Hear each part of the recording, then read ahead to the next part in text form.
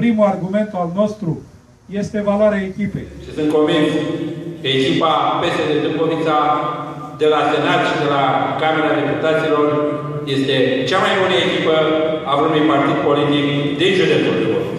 PSD este întotdeauna partidul alături de oameni.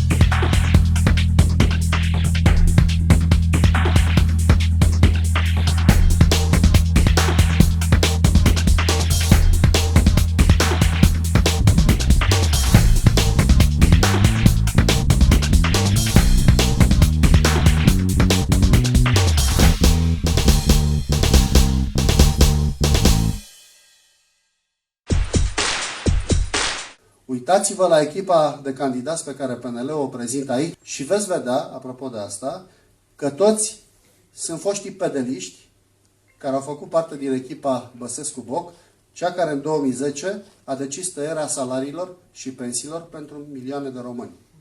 Singura echipă unde găsiți oameni ai locului este echipa Partidului Social Democrat. Singurul partid din România astăzi care are un program de guvernare definit, armonios, bine închegat, este Partidul Social Democrat.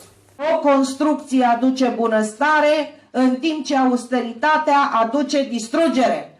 Austeritate egal PDL, care astăzi se numește PNL, austeritate egal astăzi USR, austeritate este egal astăzi Guvernul Zero. Faceți o comparație între Guvernul Ponta și dezastrul de neimaginat care se petrece acum cu acest guvern zero. Zero absorpție de fonduri europene, zero realizări în sănătate, zero susținere guvernamentală, zero sprijin pentru comunitățile locale, zero competență, zero respect pentru români. De aceea e foarte important și pentru județul Dâmbovița să avem un guvern care să facă ce a făcut guvernul Victor Ponta.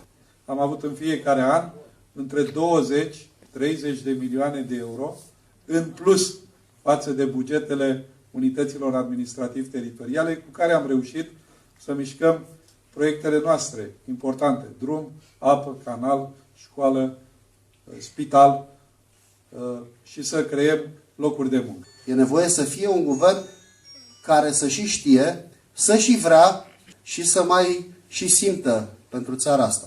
Prima atribuție a unui parlamentar este să facă legi. Și trebuie să facem legi bune și legi mai drepte, legi în folosul oamenilor care ne-au ales.